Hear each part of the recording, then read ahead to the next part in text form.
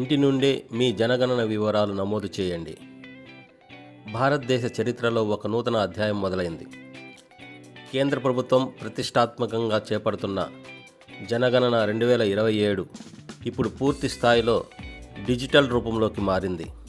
గతంలో ఎన్యూమరేటర్స్ ఇంటికి వచ్చి అడిగి వరకు వేచి చూడాల్సిన అవసరం లేకుండా ఇప్పుడు పౌరులే స్వయంగా తమ వివరాలను ఆన్లైన్ ద్వారా సమర్పించే సెల్ఫ్ ఎన్యూమరేషన్ సదుపాయాన్ని ప్రభుత్వం అధికారికంగా ప్రకటించింది. దీనివల్ల డేటా లీక్ అయ్యే అవకాశం ఉండదు మరియు మీ వ్యక్తిగత వివరాల గోప్యత 100% కాపాడబడుతుంది. సాంకేతికత పెరుగుతున్న తరుణంలో కాగితరహిత జనగణన పేపర్లెస్ సెన్సెస్ నిర్వహించాలని ప్రభుత్వం నిర్ణయించింది. ఈ ప్రక్రియలో భాగంగా సెల్ఫ్ ఎన్యూమరేషన్ అనేది ఒక విప్లవాత్మకమైన మార్పు. ఇది కేవలం గణాంకాల సేకరణ మాత్రమే కాదు, దేశ భవిష్యత్ ప్రణాళికలు మరియు సంక్షేమ పథకాల రూపకల్పనలో కీలక పాత్ర పోషిస్తుంది. ఆన్లైన్ పోర్టల్ ద్వారా వివరాలు నమోదు చేయడం వల్ల ప్రభుత్వానికి ఖర్చు తగ్గడమే కాక పౌరులకు ఈ డేటాను స్వయంగా ధృవీకరించుకునే అవకాశం లభిస్తుంది. మన ఆంధ్రప్రదేశ్లో స్వీయ గణన ఏప్రిల్ 16 నుంచి 30వ తారీఖు వరకు ఉంటుంది. మీరే స్వయంగా మీ వివరాలను ఆన్లైన్లో భర్తీ చేసుకోవచ్చు. ఎన్యూమరేటర్ వచ్చినప్పుడు మీ స్వీయ గణన ఐడిని వారికి అందించవలసి ఉంటుంది. ముందుగా గూగుల్లో సెల్ఫ్ ఎన్యూమరేషన్ సెన్సస్ 2027 అని క్లిక్ చేయగానే సెన్సస్ పోర్టల్ వస్తుంది. దీని మీద క్లిక్ చేయగానే మనకి ఇంటర్ఫేస్ ఈ విధంగా వస్తుంది. సెలెక్ట్ స్టేట్ దగ్గర మనం ఆంధ్రప్రదేశ్ అని క్లిక్ చేసి ఇచ్చిన క్యాప్చా కోడ్ని ఎంటర్ చేయవలసి ఉంటుంది. ఇలా క్యాప్చా కోడ్ ఎంటర్ చేసిన తర్వాత వెరిఫై అండ్ ప్రొసీడ్ మీద క్లిక్ చేయవలసి ఉంటుంది.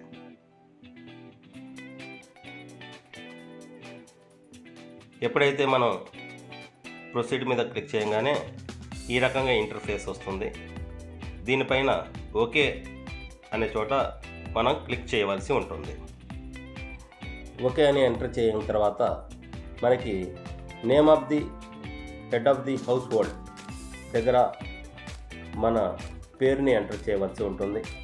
మొబైల్ నెంబర్ దగ్గర మన మొబైల్ నెంబర్ ఎంటర్ చేసి ఈమెయిల్ ఆప్షనల్గా ఉంటుంది. అది ఎంటర్ చేయాల్సిన పని లేదు, చేసినా పర్వాలేదు. కాబట్టి ఈ 3 ఫిలప్ చేసి వెరిఫై అండ్ ప్రొసీడ్ మీద క్లిక్ చేయవలసి ఉంటుంది. ఇప్పుడు మీ మొబైల్ నెంబర్కి ఒక ఓటీపీ వస్తుంది. ఆ ఓటీపీని ఇక్కడ ఎంటర్ చేయవలసి ఉంటుంది. ఇక్కడ ఎంటర్ చేసిన తర్వాత వెరిఫై ఓటీపీ మీద క్లిక్ చేయవలసి ఉంటుంది.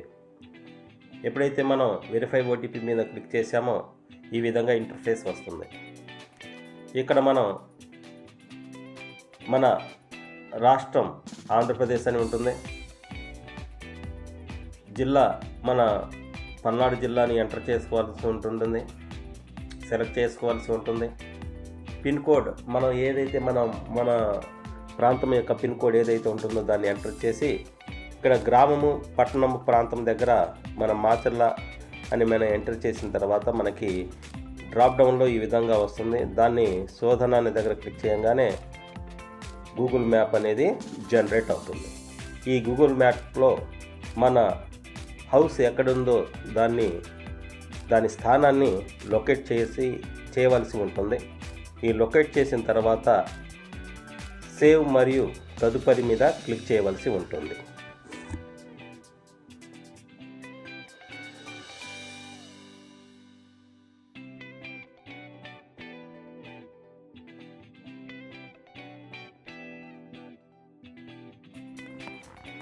ఈ విధంగా మనం స్థానాన్ని నిర్దేశించిన తర్వాత ఇంటర్ఫేస్ ఈ విధంగా వస్తుంది.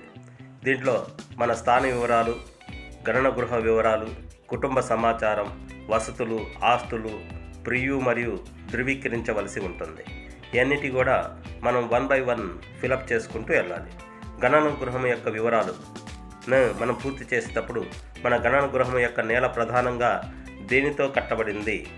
దీని దగ్గర మన ఇంట్లో ఏ విధంగా అయితే ఏదైతే ఉందో దాన్ని మనం క్లిక్ చేసి తర్వాత గణన గృహం యొక్క గోడ ప్రధానంగా దేనితో కట్టబడినది అనే దగ్గర మన గోడ ఏ విధంగా కట్టబడింది అనేది మన సమాచారాన్ని ఇవ్వవలసి ఉంటుంది. గణన గృహం యొక్క పైకప్పు దేనితో కప్పబడినది ఇది కూడా మనం ఫిలప్ చేసిన తర్వాత గణన గృహం యొక్క పరిస్థితి బాగుందా, నివసించదగిందా, శిథిలావస్థలో ఉందనేది చేసిన తర్వాత సేవ్ అండ్ తదుపరికి వెళ్ళవలసి ఉంటుంది. సో దీని తర్వాత మన కుటుంబంలో మామూలుగా నివసిస్తున్న వ్యక్తుల సంఖ్య మొత్తాన్ని మనం ఫిలప్ చేయవలసి ఉంటుంది. అదేవిధంగా కుటుంబ యజమాని పేరు ఆటోమేటిక్గా వస్తుంది. కుటుంబ యజమాని పేరు మనం ఎంచుకున్న భాషలో, అంటే మనం ఏ భాషలో ఎంచుకున్నట్టయితే ఆ భాష అంతా కూడా మనం ఇక్కడ ఉపయోగించాల్సి, ఆ భాషలో మన పేరు రాయవలసి ఉంటుంది. తర్వాత యజమాని యొక్క లింగభేదము, పురుషుడు స్త్రీ ఎంటర్ చేయవలసి ఉంటుంది. ఎస్సీ ఎస్టీ కులాలకు సంబంధించిన వారైతే దాన్ని ఫిలప్ చేయవలసి ఉంటుంది. అదేవిధంగా ఇంటి యాజమాన్య స్థితి అనేది మనం ఎంటర్ చేయవలసి ఉంటుంది. నివాస గదుల సంఖ్య, అంటే వంటగది, బాత్రూమ్స్ తప్ప తక్కిన గదులు ఎన్నైతే ఉన్నాయో వాటిని ఎంటర్ చేయవలసి ఉంటుంది. ఈ కుటుంబంలో నివసిస్తున్న వివాహ దంపతుల సంఖ్య ఎంతో ఎంటర్ చేయవలసి ఉంటుంది. దీని తర్వాత సేవ్ అండ్ తదుపరిని మనం క్లిక్ చేస్తే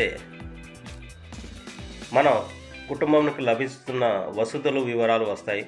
మన తాగునీటి ప్రధాన వనరు దేని ద్వారా వస్తుంది ఇక్కడ ఫిలప్ చేయవలసి ఉంటుంది. అదేవిధంగా త్రాగునీటి వనరు లభ్యత అనేది మన ఇంటి ఆవరణ లోపలన, ఆవరణ సమీపాన, ఆవరణకు దూరంగా అనేది ఎంటర్ చేయవలసి ఉంటుంది. వెలుతురుకు లభ్యమయ్యే ప్రధాన వనరు అనేది ఏది అనేది మనం ఇక్కడ ఎంటర్ చేయవలసి ఉంటుంది. తర్వాత మరుగుదొడ్డి వసతి అందుబాటులో ఉందా లేదా, ఉంటే మన కుటుంబం వాడుకున్న మాత్రమే ఉంటుందా అది కూడా ఎంటర్ చేయవలసి ఉంటుంది. మరుగుదొడ్డి రకము అనేది ఎంటర్ చేయవలసి ఉంటుంది. ఆ తర్వాత మురుగునీరు పారుదల సౌకర్యం ఏ విధంగా ఉన్నది ఎంటర్ చేయవలసి ఉంటుంది. ఆవరణ లోపల స్నానం చేయుటకు ఉన్న వసతిని మనం ఎంటర్ చేయవలసి ఉంటుంది. వంటగది మరియు ఎల్పిజి కనెక్షన్ సౌకర్యాన్ని మనం ఇక్కడ ఎంటర్ చేయవలసి ఉంటుంది. అదేవిధంగా వంటకు ఉపయోగించే ప్రధాన వనరును మనం ఇక్కడ ఎంటర్ చేయవలసి ఉంటుంది. ఇలా ఎంటర్ చేసిన తర్వాత సేవ్ మరియు తదుపరి మీద క్లిక్ చేయవలసి ఉంటుంది. మీరు ఇచ్చిన సమాచారం ఖచ్చితంగా ఉంటే ఎస్ అని ప్రొసీడ్ నొక్కాలి. తర్వాత మన కుటుంబ ఆస్తుల వివరాలు వస్తాయి. ఇక్కడ రేడియో మరియు ట్రాన్సిస్టర్ యొక్క సమాచారాన్ని ఫిలప్ చేయవలసి ఉంటుంది. అదేవిధంగా టెలివిజన్ సౌకర్యాన్ని మనం ఇక్కడ ఎంటర్ చేయవలసి ఉంటుంది. దీని తర్వాత ఇంటర్నెట్ సదుపాయమును మనం ఎంటర్ చేయవలసి ఉంటుంది. తర్వాత మనకి ల్యాప్టాప్, కంప్యూటర్ యొక్క వివరాలను కూడా మనం ఎంటర్ చేయవలసి ఉంటుంది.